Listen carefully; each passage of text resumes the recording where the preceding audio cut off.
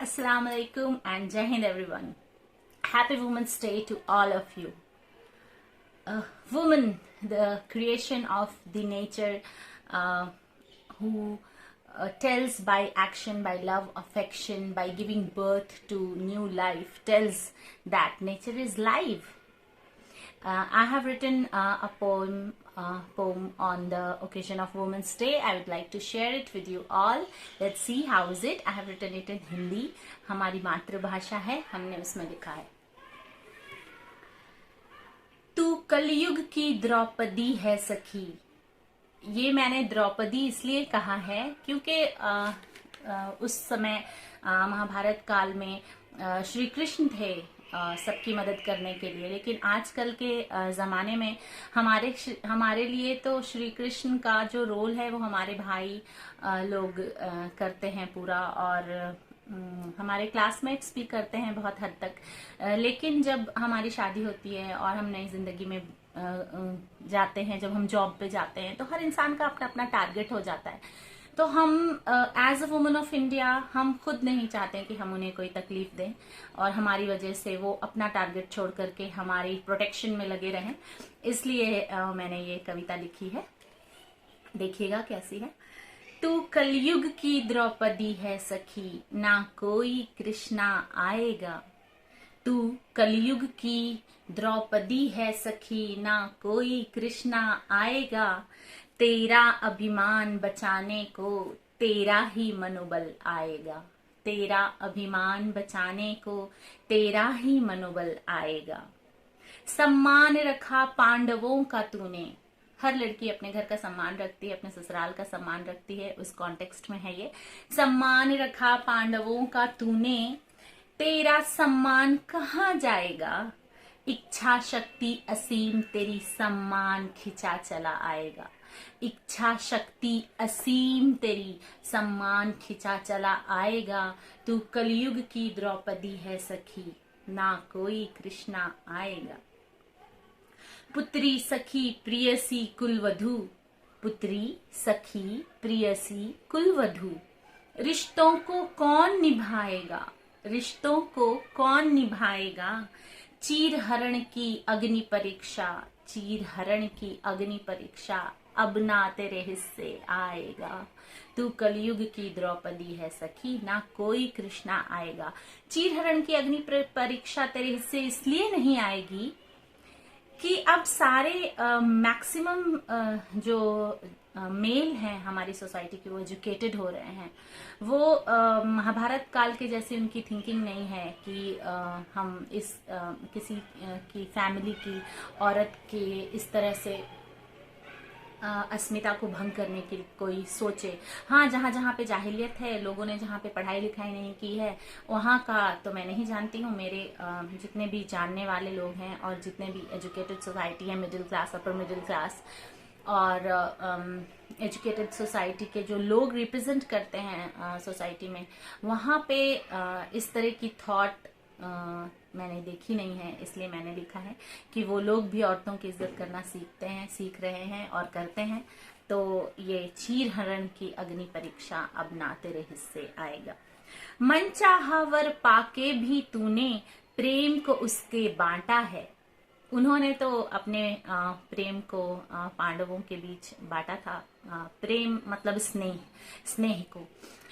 लेकिन आजकल की दुनिया में मैक्सिमम फैमिलीज में जो है लड़कियां, मतलब हर मजहब में भी कहा गया है कि लड़कियों की इजाजत के बिना शादी नहीं करनी है, क्योंकि उन्हें निभाना होता है रिश्ता। तो अपने पसंद से फोटो देख करके और उसके बाद लड़कियां जब हाँ करती हैं तब आगे रिश्ता चलाया जाता है। तो मनचाहा वर पाते हैं आजकल हम लोग, और उसके प्रेम को बांटते हैं। मतलब किसी औरत के साथ इस रिश्ते से बांटते हैं कि वो बहन होती है मेरे शौहर की, जैसे बहन है, उनकी माँ है, उनकी चच्ची हैं, उनकी खाला हैं, उनकी फूफी हैं। तो उन लोगों के साथ हम स्नेह को बांटते हैं। मन चाहा वर पाके भी तूने प्रेम को उसके बांटा है। इतना प्रबल है विश्वास तेरा। वो लौट के वापस आएगा। मतलब हर औरत जब अपने शौहर को सुबह ऑफिस के लिए भेजती है तो उसको विश्वास होता है कि मेरा शौहर घर वापस आएगा और मेरे ही पास आएगा। तो उससे रिलेटेड मैंने ये लिखा है। बहुत स्नेह होता है पति पत्नी के रिश्ते में, उस स्नेह को एक्सप्लेन करती हुई ये पंक्तियां हैं।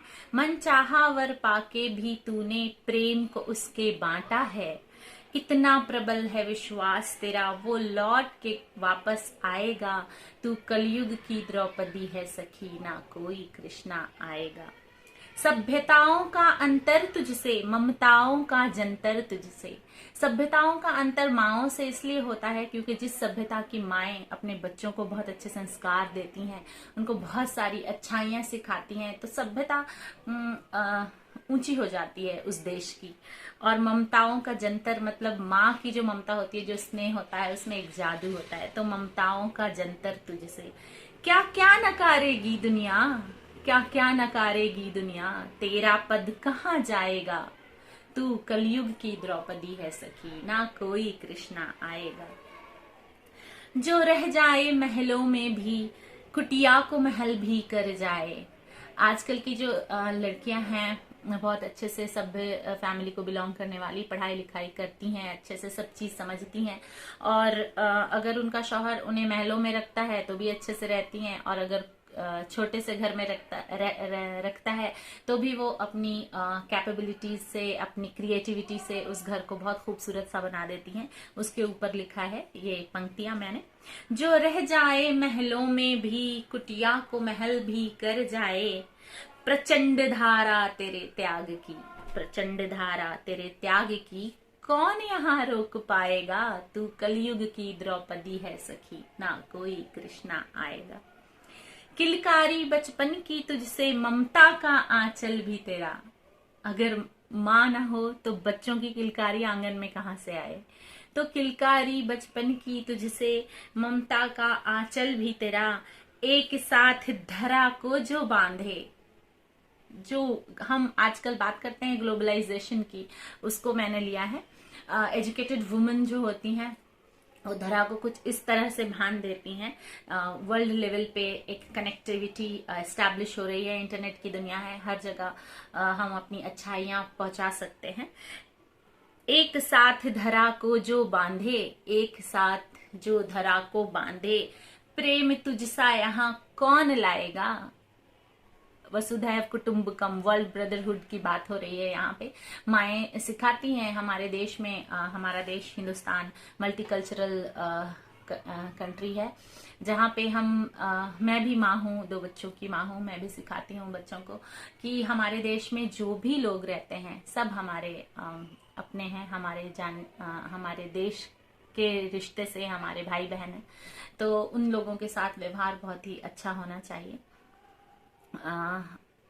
बहुत ही प्यारा सा एक वातावरण बनाना है हम माओं को, बहुत बड़ी जिम्मेदारी है हिंदुस्तान की माओं के ऊपर। उस पे लिखा है मैंने, किलकारी बचपन की तुझसे, ममता का आंचल भी तेरा। किलकारी बचपन की तुझसे, ममता का आंचल भी तेरा, एक साथ धरा को जो बांधे। प्रेम तुझसा यहाँ कौन लाएगा, तू कलयुग की द्रौपदी है सखी, ना कोई कृष्णा आएगा। अपना अभिमान बचाने को, स्वाभिमान बचाने को, तेरा ही मनोबल आएगा। तू कलयुग की द्रौपदी है सखी। जीते रहिए, खुश रहिए। वुमेन्स डे पे आप लोगों को बहुत बहुत बधाइयाँ। बहुत सारी जिम्मेदारियां निभाती हैं वुमेन अपने दुनिया में, अपनी जिंदगी में, और उसके लिए बहुत ही ज्यादा मनोबल की जरूरत होती है। तो बस मनोबल बढ़ाने के लिए मैंने ये लिखा है आप लोगों के लिए। और मैं दुआ करती हूँ कि आप सबके लाइफ पार्टनर्स आपकी इम्पोर्टेंस को समझते रहें और आपको इज्जत देते रहें, आपके साथ अपनी गृहस्थी को चलाते रहें।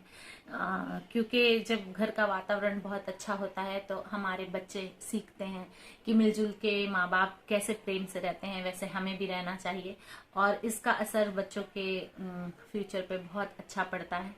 तो अच्छे सिटीजन्स, मेंटली और फिजिकली हेल्दी सिटीजन्स हमारे देश के बनते हैं। और माओ के कंधे पे जो इतनी बड़ी जिम्मेदारी है, उसके लिए मनोबल बढ़ाने के लिए ये कविता समर्पित थी। आज के लिए बस इतना ही। जीते रहिए, खुश रहिए। जय हिंद वंस अगेन।